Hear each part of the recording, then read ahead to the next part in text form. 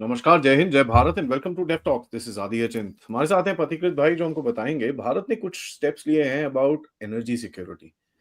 And इसके अंदर सबसे बड़ा स्टेप जो होगा, क्योंकि दुनिया के अंदर आप एक चीज याद करिए कि ट्रेड एंड ट्रांसपोर्ट के ऊपर काफी फोकस है। तो हम देख रहे हैं अभी इस टाइम पे रेड सी के अंदर हो रहा है। उसके बाद जो ब्रिटिश ऑर्गेनाइजेशंस ने आपके साथ इंश्योरेंस की तरफ से करा, काफी कुछ आपको हर्डल्स गुजरने पड़े बिफोर यू कैन अपने आप की एनर्जी सिक्योरिटी की तरफ आप जा सकें। इसी के ऊपर एक बड़ा स्टेप कर लिया गया है जिसके ऊपर एक बड़ी डिपेंडेंसी खत्म होगी। जानते हैं क्या? फतीक भाई नमस्कार, वेलकम टू द शो। नमस्कार। So actually what has happened कि गवर्नमेंट ऑफ इंडिया ने एक इन प्रिंसिपल डिसीजन लिया है that by 2040 it would buy 112 large oil tankers. उसका जो फर्स्ट फेज है उसमें 79 लिया जाएगा। Now this is a very big thing. क्यों बहुत बड़ी इंपॉर्टेंट चीज है? It's a $10 billion project which is like 85,000 crore इसमें खर्चा किया जाएगा। वी हैव टू अंडरस्टैंड कि हम जितने भी रिन्यूएबल एनर्जी की बात करते रहे, there is a huge dependence on oil अभी भी है और वो रहेगा। वो इतनी आसानी से जा नहीं सकता। तो अगर आप देखेंगे अभी हमारा जो इंपोर्ट ऑफ ऑयल है या ऑयल प्रोडक्ट्स है वो almost like 232 million metric tons per annum है 2023-24 की डेटा।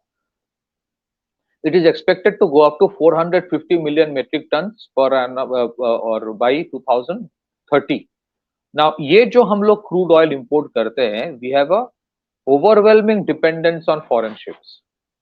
हमारे भी जो इंडिजिनस या हमारे जो कंपनीज है, जैसे शिपिंग कॉर्पोरेशन ऑफ इंडिया है, कुछ प्राइवेट सेक्टर में है, उनके खुद के जहाज भी है, but those are mostly on charter, मतलब आपने लीज में लिया हुआ।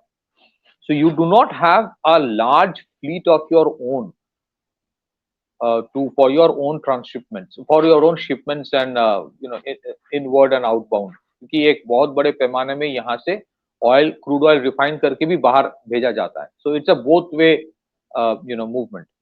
So this decision is a very critical decision. ये डिसीजन क्रिटिकल इसलिए है और this is part of something called the maritime development fund, जो गवर्नमेंट ऑफ इंडिया ने इस साल के बजट में अनाउंस किया है। मेरिटाइम डेवलपमेंट फंड का मतलब है कि it has a corpus of 25,000 crore. उसका ultimate objective is to develop the entire shipping industry of the country. उसका एक बहुत अहम हिस्सा ये है make in India ships, cargo ships, oil tankers. और इसका मैं एक थोड़ा सा एग्जांपल दे देता हूँ कि अगर आप इंडियन आर्म फोर्सेस में देखेंगे, सबसे ज्यादा इंडिजिनाइजेशन इंडियन नेवी में है। सो उसमें most of the ships of Indian Navy are made in India.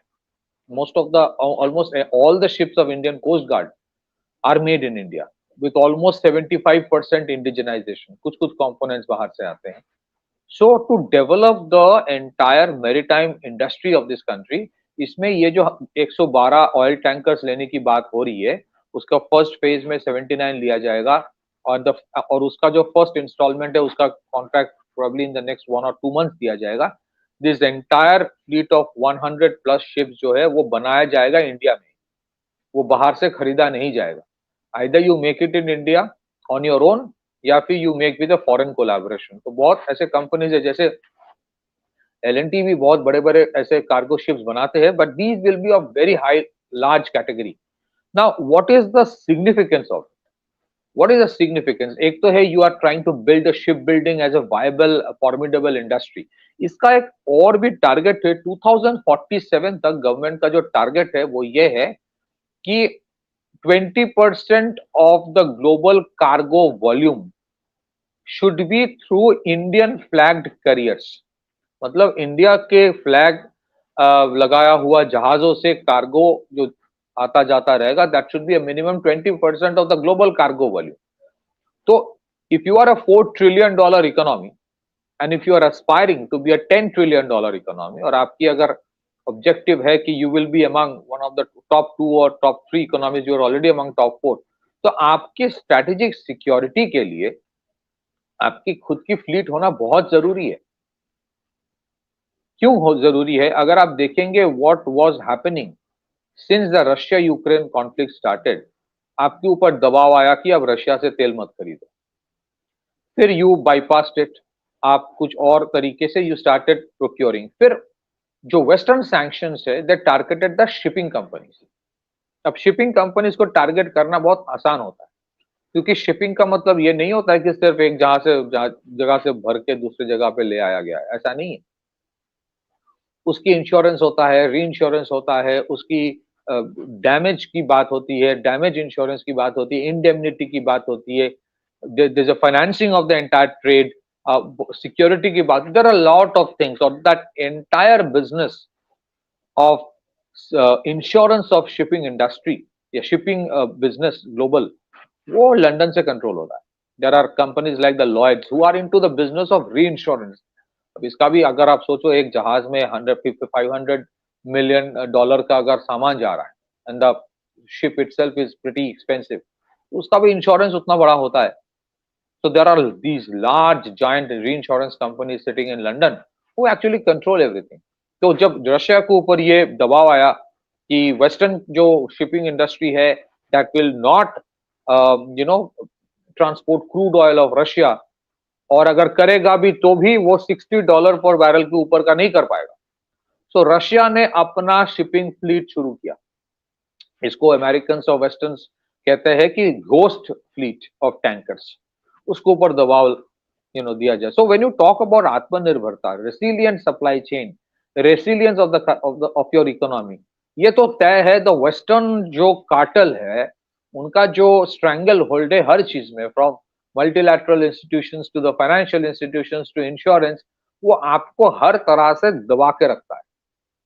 और ये भी कहीं ना कहीं फॉर द लास्ट से 30-40 years we did not anticipate कि ऐसा कभी आएगा कि we have to think on these lines.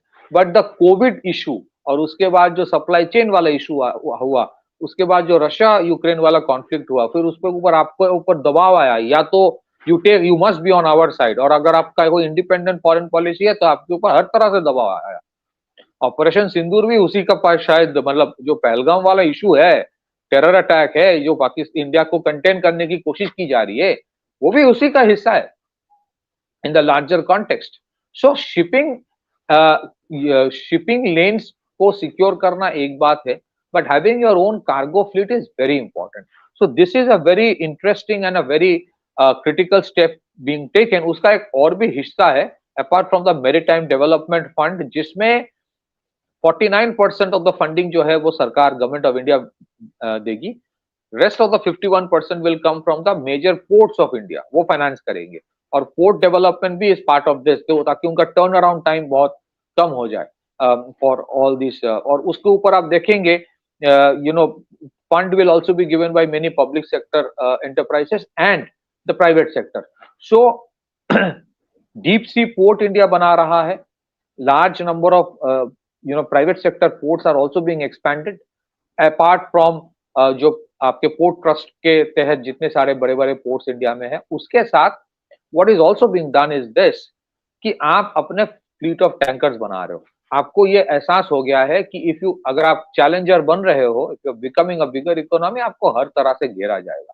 So I think it's a very critical decision. And at the same time, अगर हमारे बाय 2030 450 मिलियन मेट्रिक टन का import होगा क्रूड ऑयल का, why should we keep on depending on foreign tankers? और अगर हम अपने भी फ्लीट बनाए, why should we keep on importing?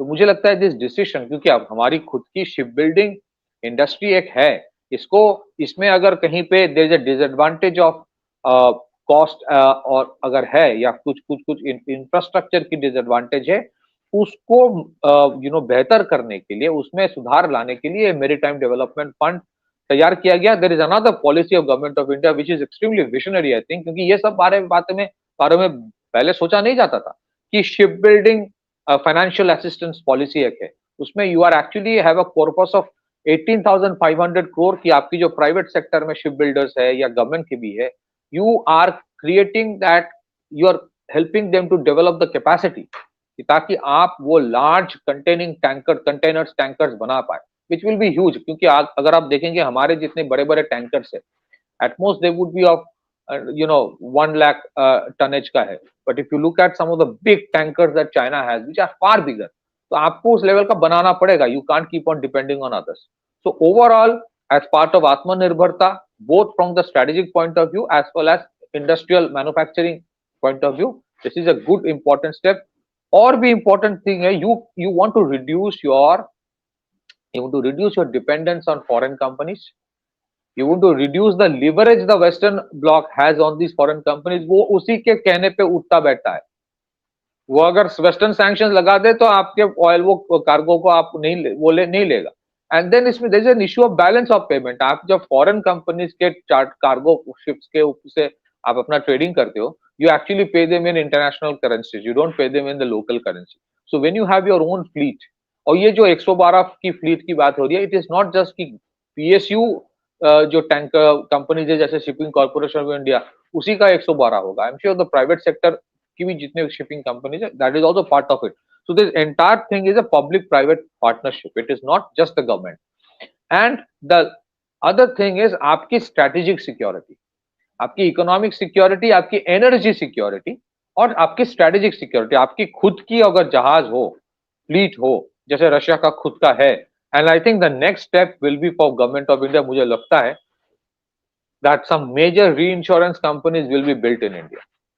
क्योंकि री इंश्योरेंस एक ऐसा गेम है वो पूरा वेस्ट कंट्रोल करता है और उसी में सब मार खा जाते हैं. बिकॉज कार्गो इन फ्लीट या जो होता है ना, trade financing, reinsurance, these are things अभी भी वेस्ट कंट्रोल कर रहा है. So that might be the next step, but this will give you strategic autonomy, one step forward towards strategic autonomy. आपके we still have an overwhelming dependence on import of crude oil. तो उसके लिए हम किससे खरीदे? Why should the western insurance companies tell us? Western insurance companies को बोला जाता है ब्रसेल से, वॉशिंगटन से, लंदन से, अगर रशिया से खरीदे तो इसका इंश्योरेंस मत दो. For how long can you sustain that? Someday you have to take a decision and I think this decision, this is part of the entire process जो शुरू हुआ बजट से. Maritime development fund 25,000 crore, ship building financial assistance policy 18,500 crore, फिर major restructuring of the ports, फिर new ports बनाना. And I think Make in India को फिर से in the cargo sector, ship building industry, we have to remember जब India का global GDP में हिस्सा was around 20-25%, हमारी we used to have a very large fleet of ships of our own. एक time था ship building was a very big industry in India. बीच में बहुत कुछ हुआ, invasions हुआ, colonial powers destroyed that entire ecosystem. So there's a impetus being given to revive. Back to you. Yeah. I mean, to me, the main factor is that we don't want to get choked. आज जिस तरह से China के ऊपर threat है, and that is one of the biggest things that you will find. अभी आगे जाके जिस तरह के जो एक secondary sanctions की already ट्रम्प बात कर रहा है, he's being a bit odd. उसका कोई भरोसा लग नहीं रहा, तो वो लगा भी दे तो कोई भरोसा नहीं है. And if China gets stuck and he doesn't have his own tankers, although China का ship fleet is pretty large, they've got 5,000 ships in terms of small to big and this and that, various different kinds. For trade, but they still have problems because oil tankers nahi hai uske paas. So we don't want to be in that situation, and this is something which is going to go forward. But iske andar ek point aur hai which is there, is that ye ek industry jo ban rahi hai aapki oil tankers ki, this is also complementing your industry of because oil tankers have to be really, really strong. They have to be extremely strong, which are like military grade strength. So this will keep your military grade development on. Secondly, आपकी जो shipbuilding capacity अभी I believe 2 South Korean companies are coming in and to create contracts and stuff like that. So this is going to be another major step. I think they're talking about investing some 10-15,000 crores in terms of shipbuilding in India. So I think this is the future. Plus Russian orders being 27 Russian ships are there, out of which 4 icebreakers also we are building. नहीं, इसमें तो Russia के 24 cargo ships हम बना रहे हैं. मतलब there is one of the I think Cochin shipyard किसी के साथ, वो जो हमारे साथ रूपी रूबेल का ट्रांजैक्शन का वो मैकेनिज्म उसी का एक पार्ट है. आपने सही कहा कि जो ऑयल टैंकर्स होते हैं, ये जो 112 है, these are not ordinary ship, these are very large oil tankers, huge. इसका जो टनेज होगा मोस्ट प्रोबेबली विल बी मतलब far higher than 1 lakh ton का भी होगा शायद. सो ये बहुत बड़े शिप्स हैं. एंड सेकेंडली, आपने जो कहा कि they have to be military grade, which means there will be more research and development in metallurgy, क्योंकि it is all about your metallurgy. तो उसका एक जो मल्टीप्लायर इफेक्ट होता है, बेनिफिट जो होता है कि वो मेटलर्जी में जो रिसर्च एंड डेवलपमेंट होगा, जो बाहर से कैपेबिलिटी आएगी इंडिया में, that would have an impact on military grade shipbuilding as well. And second, you rightly mentioned South Korea is one of the biggest player in shipbuilding industry. I think there is this Hyundai का भी नाम आता है शायद. There are many such companies. I think many of these companies will collaborate either with L&T या फिर some other companies, but I think it's a very important critical step in the right direction. वैसे India तो बनाता है ships. There are many such ships which are already made in India, cargo ships. But oil tankers of that, say probably 3-4 lakh tonnage का, that's a different ballgame. They're 300 meters long. I mean, the size of the So ship that is almost half another a kilometer. that is another monopoly of the West that you are trying to break. उसमें रुकावटें भी लाने की कोशिश की जाएगी, but I think now you are resilient enough to deal with it and you have to go through this. ये चढ़ाव तो आपको करना, ये पार तो आपको करना पड़ेगा. On that note, thank you Pathikrit bhai for that update. But मैं सबसे रिक्वेस्ट करता हूँ वीडियो को लाइक करिए, सब्सक्राइब करिए and please share this with your friends and families. आज का दिन बड़ा इंटरेस्टिंग दिन होगा. There are a lot of very interesting updates and shows for you guys. So please stay tuned and रात को मिलते हैं पथिकृत भाई से once again.